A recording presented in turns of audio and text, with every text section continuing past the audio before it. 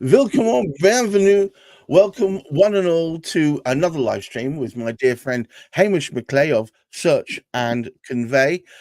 We have these weekly sojourns where we come together to talk about what is going on in the world of property and property law, etc.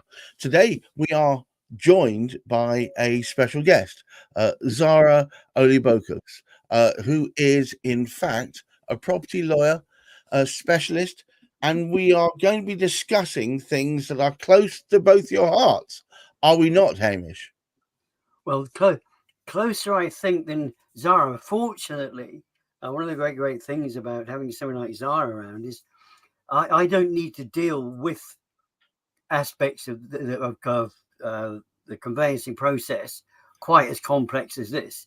And I just think every single time the government announces it's going to do something, I have this little jolt because I know this is going to make much more work for experienced solicitors of the likes of Zahrah.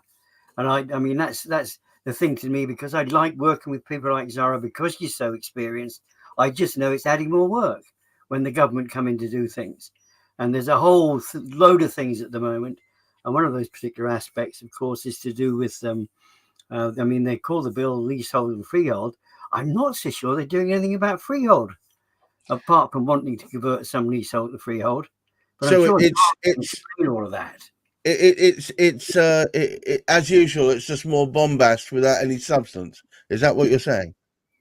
Well, we best ask Zahrah about this. I think the substance is it's incomplete and not quite the way it should be, from what I can understand.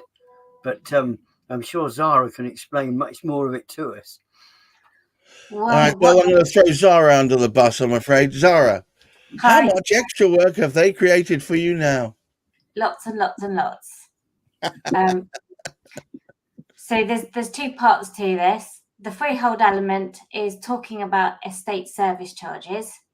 Right. So in the last 15 to 20 years, most new build houses will come with a service charge payable to a third-party management company, because apparently councils can't afford to look after the roads and the little bits of grass anymore. So apart from some of that not having truth to it, but also it's another money-making scheme for the developers, because they make money from the person who's selling the property, paying for the packs, and also from the incoming person paying lots of notice fees when they move in. Added to that is that freehold service charges don't fall under the same rules as leasehold service charges. So under leasehold, there's a consultation process if they want to charge you more than £250 a year. But under freehold service charges, they can charge you what they like. Right. This is what they're trying to do. That seems like a weird disparity. Yeah.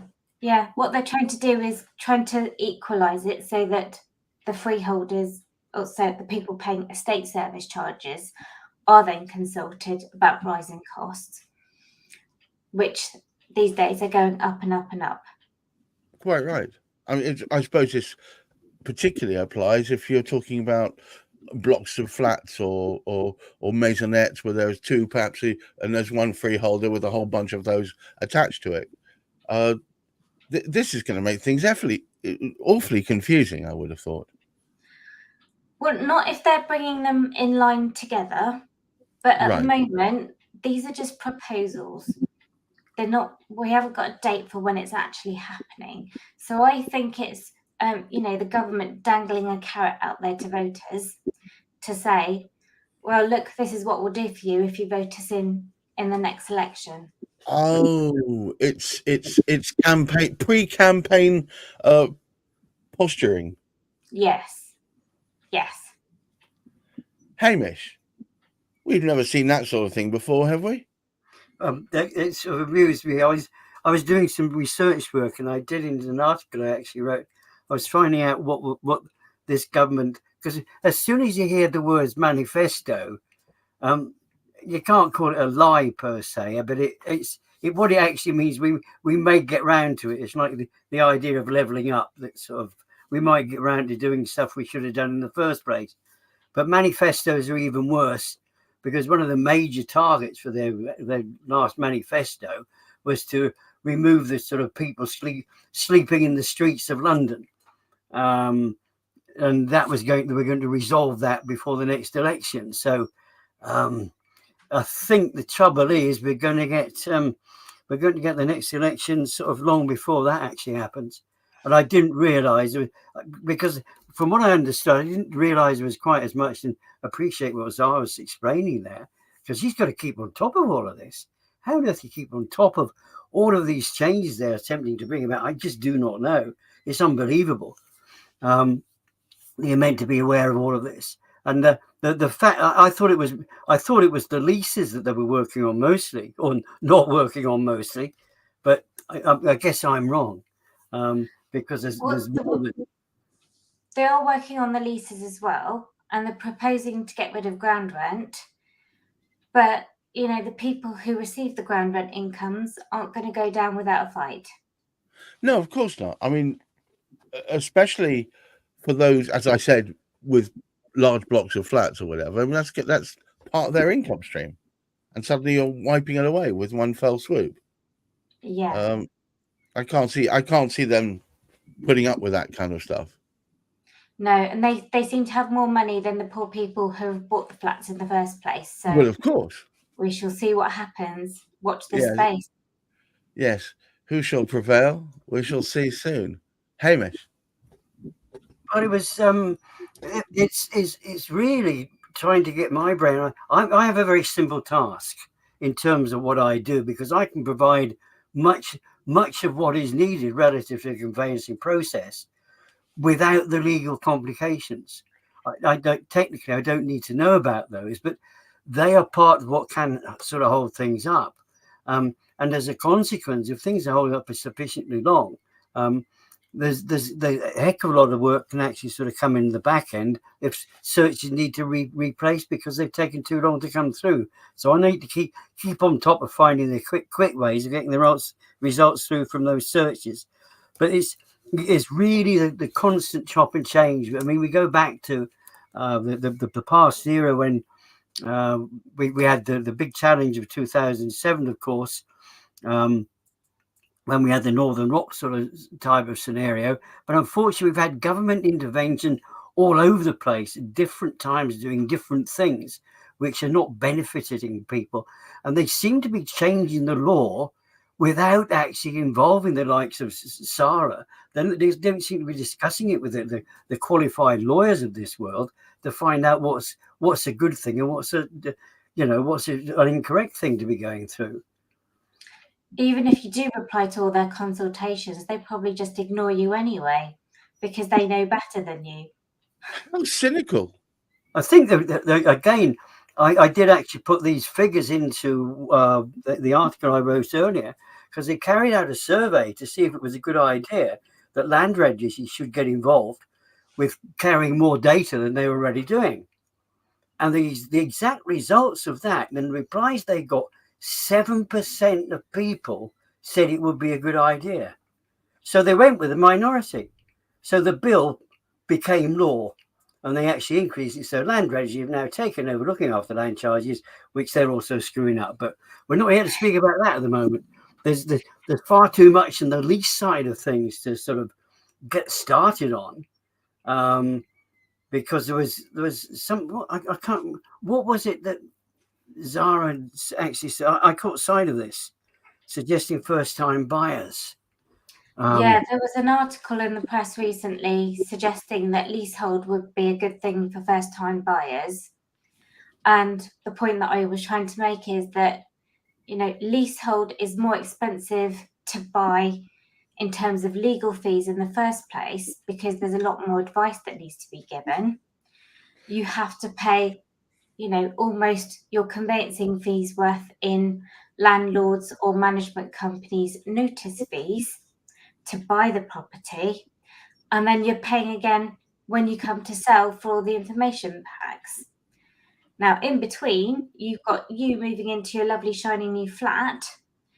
But because of all this government meddling, loads of people have bought flats a few years ago and now found that they're stuck and they can't sell them because of all this new legislation with its Fire Safety, Building Safety Act. And a lot of conveyancers have gone, oh, yeah, it's under the 11-metre height. We're safe. No, you're not, because, you know, we don't know when the government's going to come back tinkering again, saying we want this on all flats. And I caught a story in the news as well, where there was a 3-story block of flats built, say, not early 1980s. And the council have evacuated everyone or that basically done a buyback because it's cheaper for them to knock the block of flats down and rebuild it than to carry out the safety work. How funny. I should laugh, but that's hysterical.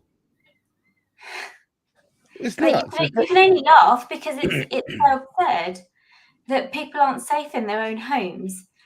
And it all comes back to the beginning of the problem, which is the people building it. And everyone's going, let's throw information up front. That's going to speed up the conveyancing process. But how is it going to speed it up if you're waiting for these management companies who haven't done investigation, that can't confirm that the building's safe? They haven't cut holes open in the walls and the floors to make sure that the fire's not going to spread from that way or that way, whichever way. So it's all of that that's going to delay things. And, you know, leaseholds take a lot longer than your normal freehold. And somewhere, you know, somebody's forgotten about chains. It's not just me and you. It's me, Hamish, and you, Gareth. But Hamish is selling a leasehold flat, and I'm going, hurry up, Hamish, sell your flat. And he's going, yeah, but, you know, these guys are taking ages to send me the information. No, chains are quite common. Ever more common, I would have thought. We're the only country that has chains. Every Really? other country moves out, and it's just you and the other guy. Wow. So we have our own peculiarly British problem. Yeah. And I don't think it's getting any better, is it? Everyone I hear of that's moving is waiting on somebody else down the line to be doing something. Yeah. And the problems you were talking about there, they are commonplace, yes? Yes. Very Good commonplace. One of the things I mean, the thing is we are hardly breaking through the surface. There's so much really that does actually require discussion. Because one of the things that we always try and do, and I know you like this aspect as well, Zahrah, is to try and let people understand a little bit better about certain things involved with the conveyancing. And it looks to me like a serious struggle. But one of the things that within all this, considering the amount of work which is being carried out now by panelled solicitors, by the factory type of sort of conveyancing, how are those people coping with all of these things with legislation? If you're saying your experience, you've got tremendous experience in it, you know what you're doing. How do these people who really they're not trained in law, they don't know the depth of the property law as you know it, how can they actually cope with this information? A lot of these firms are turning away leasehold work or where the flats are affected by the Building Safety Act because there's still so many loopholes, so much uncertainty, so much that the lenders want us to say this is all okay. I mean, they even at one point, the mortgage lenders say, we want you to verify the information that the landlords are giving you. Well, there's no way we can do that. There's no way. We're relying on them telling us the truth. So same with all the parties. So what happens if somebody doesn't tell the truth? It's even more of a mess to go back and fix. Is this used as an argument as well? This is something that comes to me from my particular sort of side of it, because a lot of the panel sort of type conveyancing work, the factory conveyancing, they're trying to suggest, oh, this is fantastic, we can turn it around, we can do this, and they can make a comparison because they're not doing the hard graft work any longer. The stuff that requires the level of sort of knowledge that you actually sort of have. Are they able to make comparisons, say, well, oh, look, we can do this so quickly? to actually, again, drag people in there, like those people are offering to suggesting first-time buyers, you buy a lease. Well, no, you don't want to buy a lease. I think they're tackling it by sort of saying this is what you're getting is very limited. So the advice and the explanation to making sure your client understands it. Most people don't actually ask that many questions. They just sign the box and go, yeah, whatever. Give me the keys. They're not interested in, 40 pages of legal explanation. They've got past the first 2 pages and fallen asleep, and they've just gone, well, if the solicitor says it's okay, I'll just sign it and go, what the heck? And then they don't realise until a few years later that something's actually wrong. Wow. But well, you've told them that already, haven't you? You've told them where the errors are. Well, I do, but other people don't. And everybody thinks all solicitors are the same. But you can, put 10 lawyers in a room, you'll get 10 different answers. Well, this is the most upsetting thing. It's a bit like, to my mind, going to tarot readers. You go to 3 different tarot readers, they all come up with completely different answers. What we need is consistency. Yes. And on that bombshell, I'd like to thank you very much for attending this week's delve into what the raw face of the property market. Hamish McLay, thank you so much for being my host. My name's Gareth Wax from Many Purple Hats. Watch out next week. And shameless plug, you'll find that every Thursday, Hamish, myself,